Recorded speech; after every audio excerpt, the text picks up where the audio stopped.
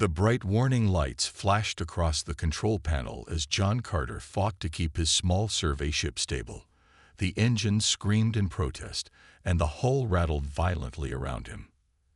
"Come on, hold together," John muttered, his fingers dancing across the controls.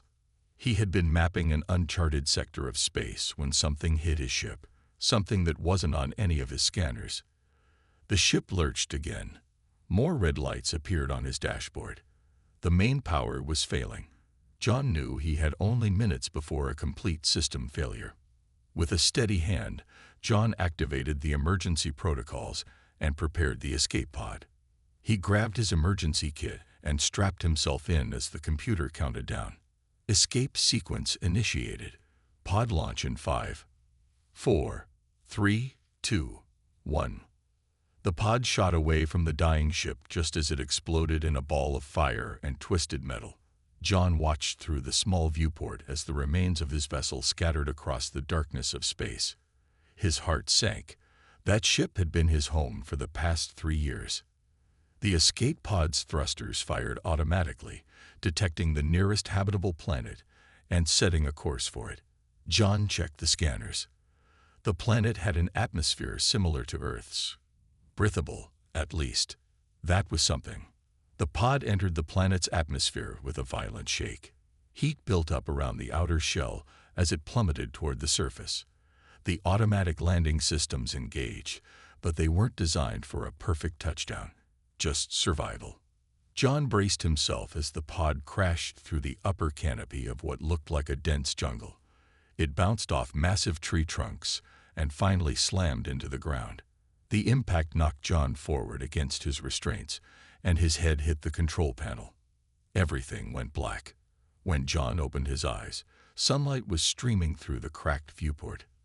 His head throbbed, and he could feel something warm trickling down his forehead. Blood. He touched it gently, wincing at the pain. Not too deep, but he would need to clean it. John unbuckled himself and checked the pod systems. Most were dead or damaged beyond repair. The emergency beacon was blinking weakly, a bad sign. He tried to boost its signal, but the power cells were damaged. "Great," John said to the empty pod. "No one's coming to find me anytime soon." He gathered what supplies he could. A medkit, water purifier, multi-tool, and his standard-issue laser pistol with 2 power cells.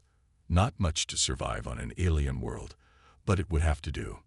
John popped the hatch and was hit with warm, humid air. It smelled strange, like cinnamon and something metallic. He climbed out of the pod and stood on solid ground for the first time in months. The jungle around him was unlike anything he had seen on Earth. The trees towered hundreds of feet above him, their trunks a deep purple color.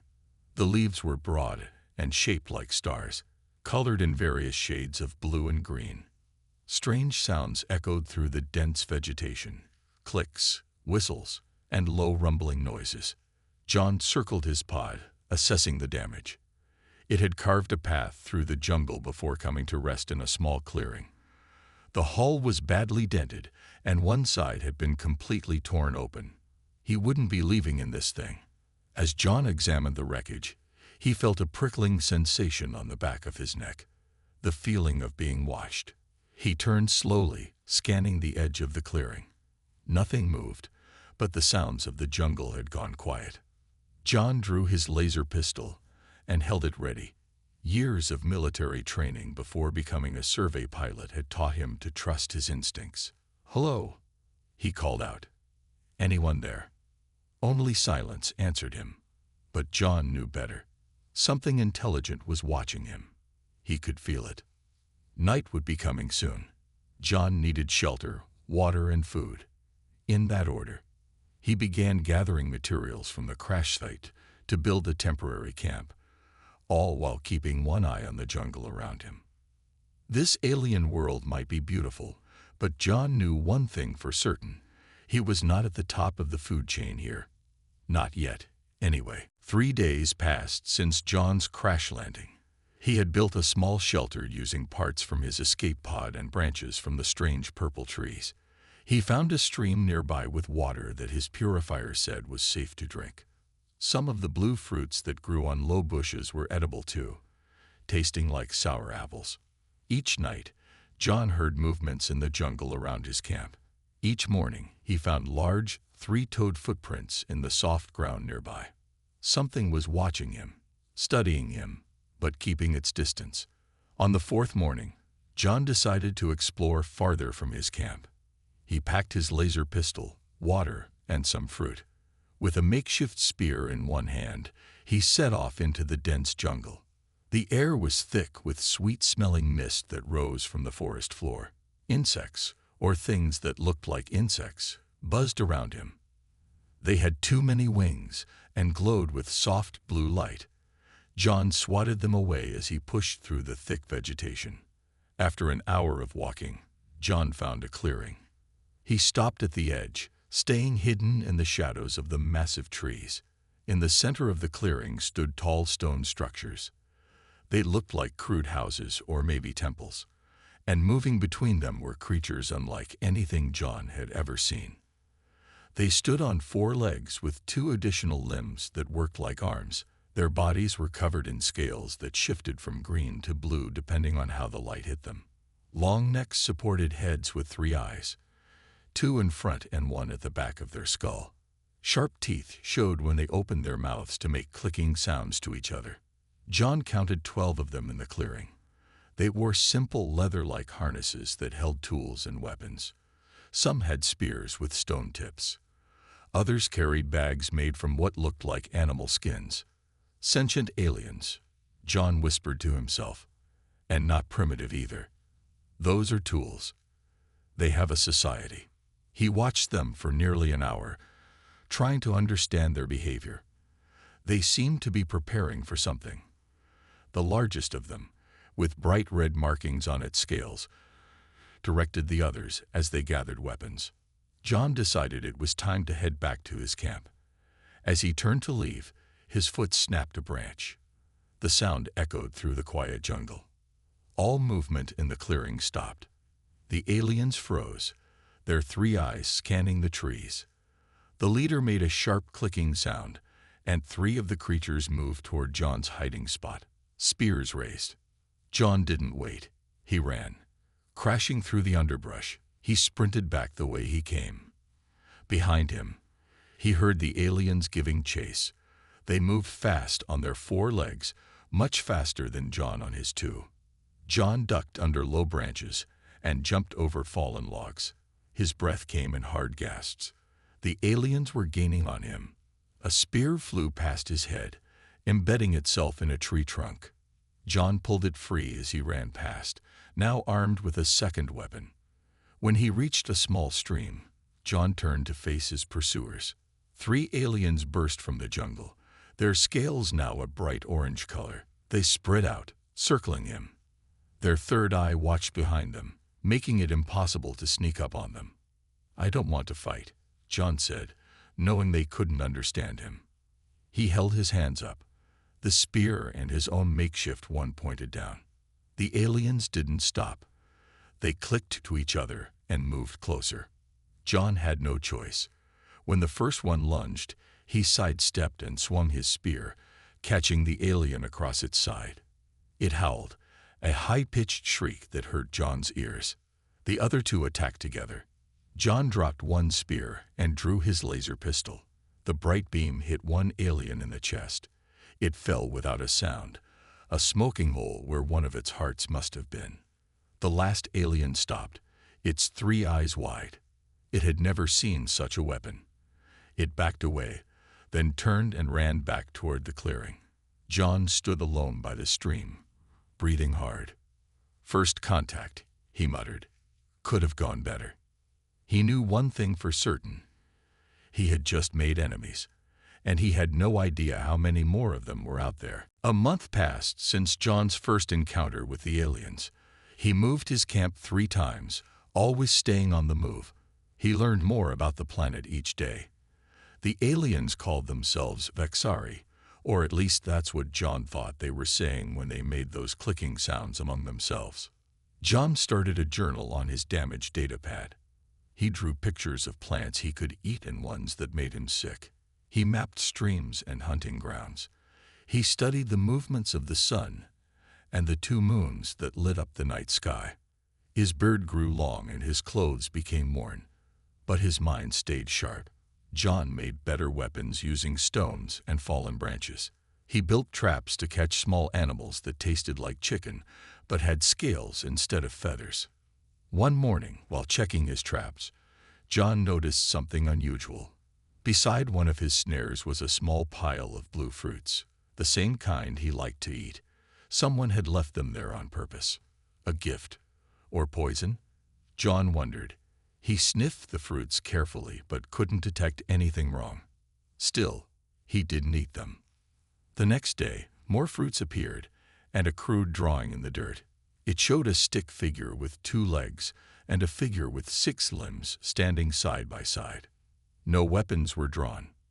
Someone wants to talk, John said to himself. For 3 more days, John found gifts at his traps. Fruits, a strange glowing crystal, and once, a small tool made from bone. Each time, he left something in return. A piece of metal from his ship, a strip of cloth, or a carving he made from wood. On the 7th day, John waited hidden near his trap. Hours passed. Then, just as the sun reached its highest point, bushes rustled nearby. A young Vexori emerged, smaller than the others John had seen. Its scales were a pale blue color, almost white in places. The young alien approached the trap carefully. It placed a small wooden container on the ground. John could smell something sweet inside. Then the alien looked directly at the bushes where John was hiding. "You might as well come out," John said, standing slowly. "You knew I was here all along, didn't you?" The Vexeri didn't run. It tilted its head, all 3 eyes fixed on John. Then it made a series of soft clicks and whistles. John pointed to himself. "John," he said clearly. The alien touched its chest with one of its upper limbs. "Kreltar," it responded, the sound strangely formed but clear. John stepped closer and Kreltar held out the wooden container. Inside was a thick golden liquid, like honey. "Thank you," John said, taking the container. He tasted a tiny bit. It was sweet and made his tongue tingle. He smiled and nodded. Kreltar's scales shifted color slightly, turning more green than blue. John would later learn this meant curiosity or excitement. Using sticks and drawings in the dirt, they tried to communicate. John learned that Kreltar was young, maybe the equivalent of a teenager. It belonged to a clan that lived near the mountains visible in the distance, and most importantly, it was curious about John, not afraid. As the sun began to set, Kreltar made motions that it needed to leave, but before going, it drew a circle in the dirt with a line through it. Then it pointed to where the sun would rise tomorrow. "You want to meet again tomorrow?" John asked, mimicking the rising sun with his hand. Kreltar's scales flashed green again. It nodded, a gesture it must have learned from watching John. After the young alien left, John sat by his fire thinking. This was his first peaceful contact. Maybe not all Vexori wanted him dead. Maybe this was his chance to learn more, to adapt better to this world. As he added wood to his fire, John felt something he hadn't felt since the crash. Hope. He wasn't just surviving anymore. He was beginning to live here. Over the next few weeks, John and Kreltar met almost daily. Each time, they shared knowledge. John taught Kreltar about Earth and humans. Kreltar taught John about the Vexari and their world, which they called Senova. Their communication improved rapidly. John learned that the Vexari lived in clan groups. Kreltar belonged to the Mountain Clan, one of the smaller groups. The clan that attacked John was the River Clan, the largest and most aggressive. One day, dark clouds rolled in from the east. The air grew heavy and electric. John had never seen such black clouds before. "Storm coming," Kreltar said in broken human speech. The young alien had been learning John's language with surprising speed. "Big storm. Very dangerous." John looked at the clouds with concern. How long before it hits? One sun cycle, maybe less, Kreltar replied. You must find shelter in rocks. Water will come fast and high. John understood. A flash flood was coming. What about your clan? Where will they go? Kreltar's scales turned a dull gray, a sign of worry. Clan home in low ground. Elders say we stay. Always stay. That's suicide, John said. If the water comes fast, they could all drown. Kreltar made a gesture that John recognized as helplessness. Tradition. Mountain clan always face storm in homes. John packed his few belongings quickly. Take me to your clan. Now. They traveled for hours through dense jungle. The wind began to pick up, bending the massive trees. By the time they reached the mountain clan settlement, rain had started to fall in heavy drops. The settlement was a collection of stone and wood structures built in a shallow valley between two hills. John could see why Kreltar was worried. When the rain came hard, this entire area would fill with water. The adult Vexeri reacted with alarm when John walked into their settlement. Some grabbed weapons. Others pushed their young behind them. Kreltar moved in front of John, making rapid clicking sounds that John now recognized as the young alien explaining his presence. An older Vexari with faded green scales stepped forward. This was the clan leader, Kreltar had told John, the equivalent of a village elder or chief. Storm comes, John said, pointing at the dark sky. Water will fill this place. You must move to higher ground. The elder made dismissive sounds. The clan had weathered many storms here. Their ancestors had lived in this valley for generations.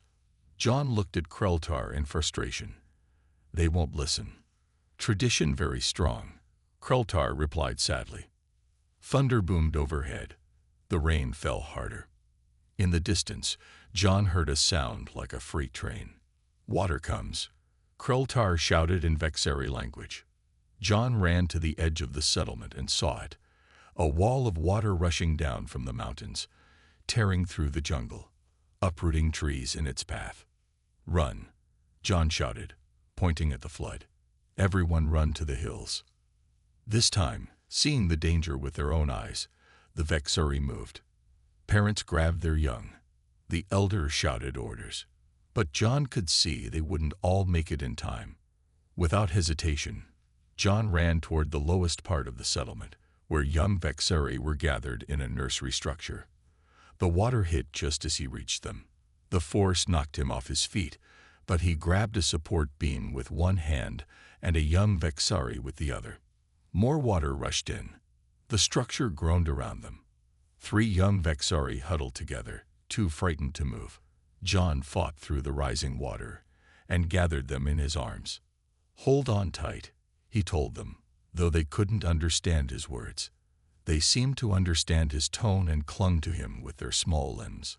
Step by step, John carried them through the rushing water toward higher ground. Twice he nearly fell. The current pulled at him, trying to sweep them all away. But John's human determination kept him moving forward.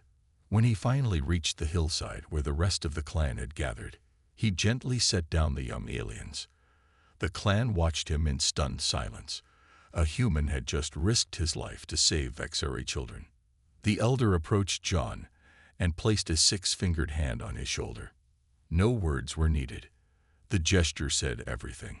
John Carter, the lone human on an alien world, had just become part of the mountain clan. 2 months after the flood, John had become a valued member of the mountain clan. He built better shelters for them on higher ground. He showed them how to make stronger tools and weapons. He taught them to purify water and preserve food. The clan's elder, whom John now knew as Sarvak, treated John with respect. But not all clans felt the same way. Word spread about the strange 2-legged alien living with the mountain clan. The river clan in particular saw this as a threat. One morning, Kreltar rushed into John's shelter. The young Vexeri's scales were flashing between red and orange, signs of fear and danger. River clan comes, Kreltar said, breathless. Many warriors. They bring other clans too. Say you are demon. Say Mountain Clan betrays Vexari ways. John grabbed his laser pistol. He had been careful with its power cells, using them only when necessary. How many? 3 tens of warriors, armed with new weapons. John frowned. 30 warriors was more than the entire Mountain Clan. When will they arrive? Before next sunsleep. They move fast. John called the clan together. He had learned enough of their language to explain his plan. The Mountain Clan could not win in direct combat. They were outnumbered. But humans had been fighting against bad odds for their entire history. We will not fight them head-on, John explained. We will use the jungle. We will use our minds. Throughout the day, John and the clan prepared. They dug hidden pits and covered them with branches and leaves. They made tripwires from vines. They prepared areas where rocks could be rolled down onto attackers.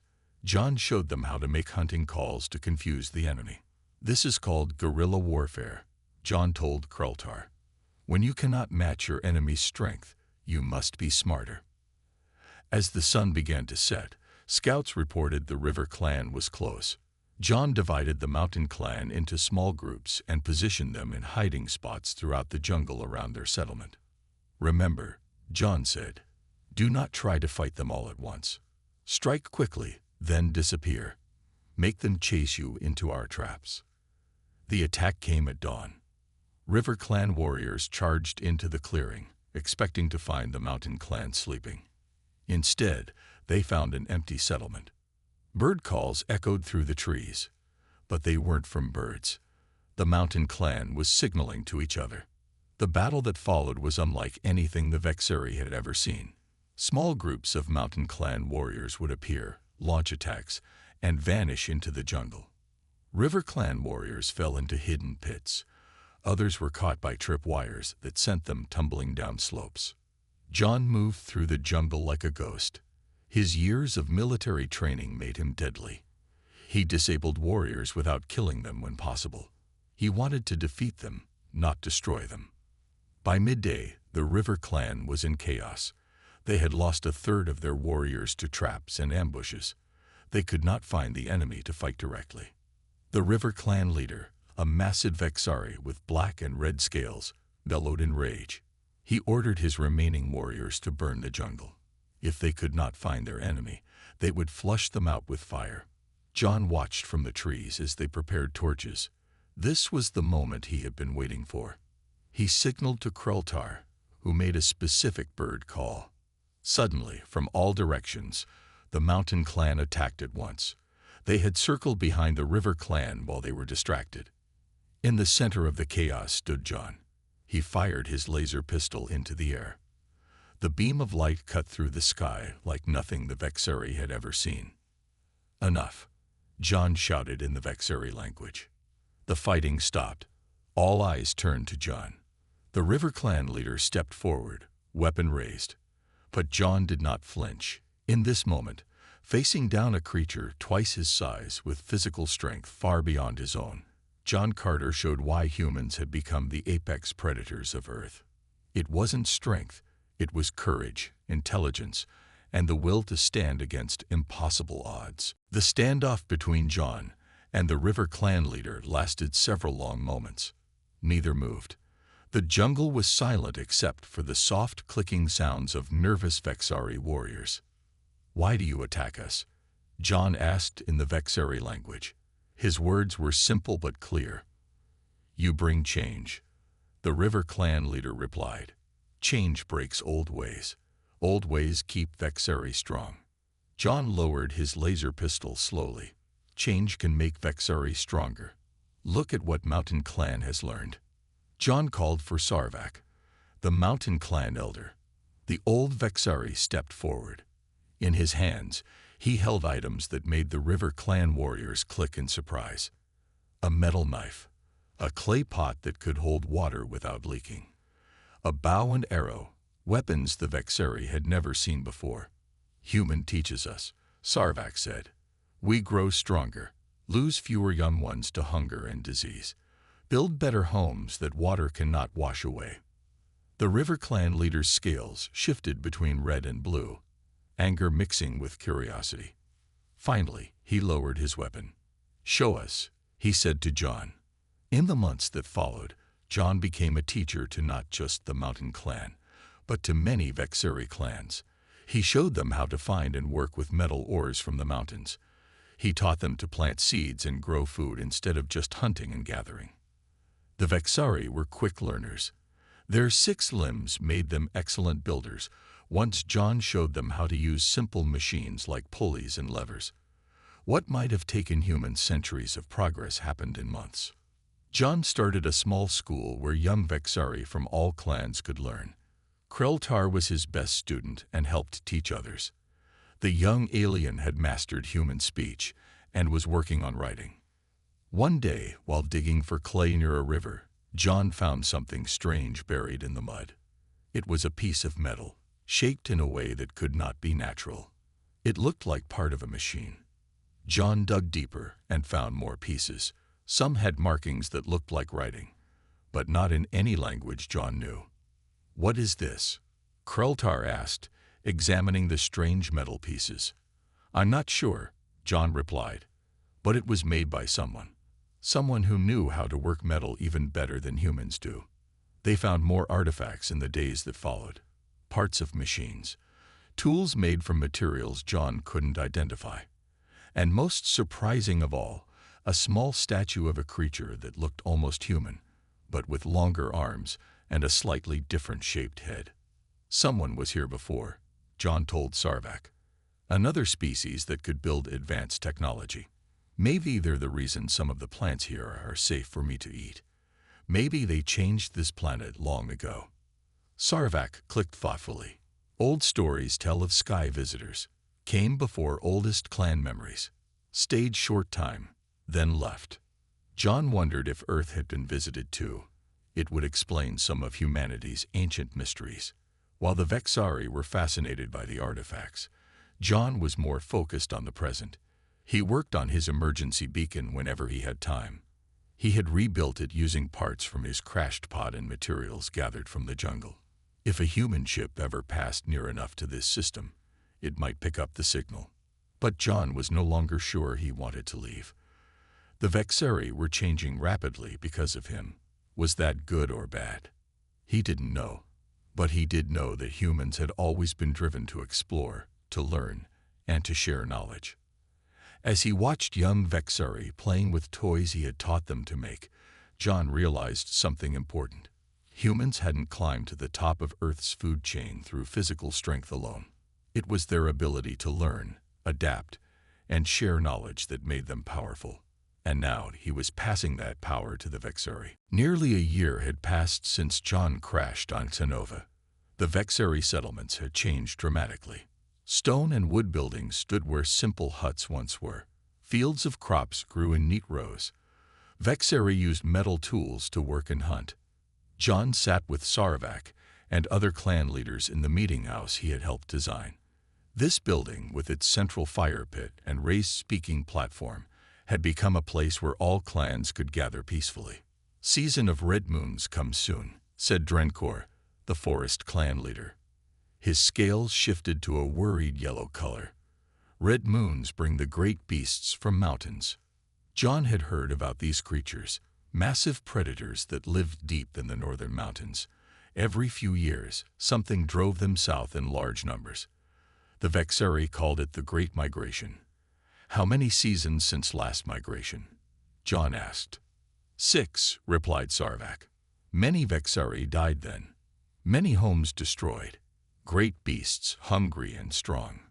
Kreltar, now John's official translator and assistant, added, "Before your teachings, we would hide in caves until great beasts passed. Many starved, many taken by beasts." John thought about Earth history. Humans had faced similar threats in their early days. They survived by working together and using their intelligence. "We will not hide this time," John said firmly. "We will protect what we have built." In the following days, John gathered information about the great beasts. They were called Kryvax, 6-legged predators twice the size of the largest Vexari. Their skin was tough like armor.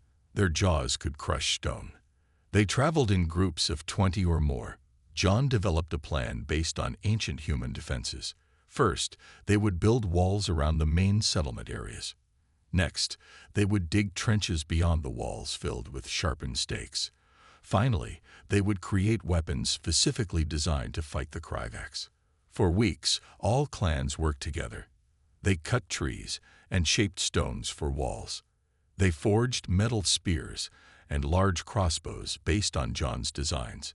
They stored food and water inside the settlements. "This will be the first time all clans fight together," Kreltar noted as they worked on the wall. "Unity is strength," John replied. "Humans learned this long ago. One person alone cannot survive against great threats. Together, we have a chance." The warning came at dawn. A young forest clan scout ran into the central settlement, scales flashing bright orange in terror. "Kryvax come. Many, many Kryvax." From the watchtower, John saw them moving through the jungle. Hundreds of massive shapes crashing through trees. More than anyone had expected. More than they had planned for. "All clans to positions," John shouted. The Vexari moved quickly. Warriors took their places along the walls. Those with crossbows climbed to higher platforms. Others prepared fire and spears. John had seen battle before, but nothing like this. The Kryvax hit the first line of defenses like a wave hitting sand. Some fell into the trenches, impaled on stakes. Others simply jumped over and kept coming. "Hold the line," John called out as the first beasts reached the walls. For 3 days and nights, the battle raged. The Vexari fought with courage John had never seen before. When one section of wall was about to fail, warriors from all clans rushed to defend it. When food ran low, they shared equally among all fighters. On the 4th day, John led a special group of warriors. While the main force defended the walls, John's team circled behind the Kryvax.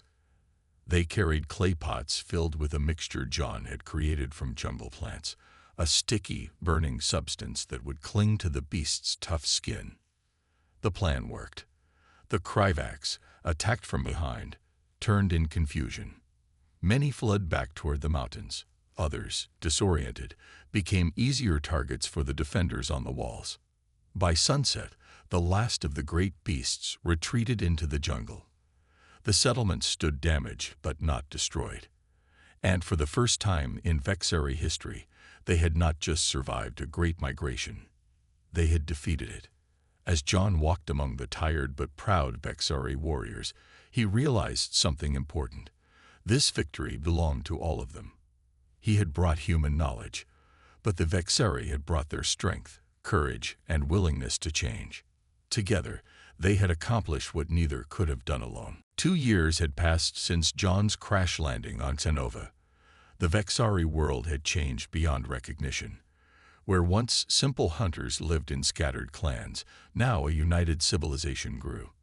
They had writing, medicine, agriculture, and metalworking. All because one human had shared his knowledge. John sat on a high cliff overlooking the main settlement. What had once been a collection of huts was now a small city. Stone buildings lined planned streets. Water flowed through clay pipes. At night, oil lamps lit the pathways. Kreltar climbed up and sat beside him. The young Vexari was no longer young. By their standards, Kreltar was now an adult and a teacher at the school John had started. "Something troubles you, John Carter?" Kreltar asked. His human speech was now perfect, with barely any accent.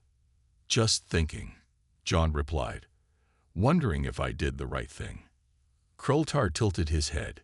"You saved us, taught us, made us stronger." "I changed you," John said. "Your people were following their own path. I pushed you onto a different one." "All paths lead somewhere," Kreltar said. "This one leads to stars." John smiled. He had taught the Vexari about space travel, about other worlds beyond their own. They had taken to these ideas with excitement and wonder. Their conversation was interrupted by a sharp beeping sound from John's pack. He grabbed it quickly and pulled out his emergency beacon. The light was flashing green for the first time in 2 years. Someone heard it, John whispered.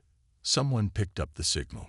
John had repaired the beacon months ago using parts from his crashed pod and materials the Vexari had helped him find. He had almost forgotten about it.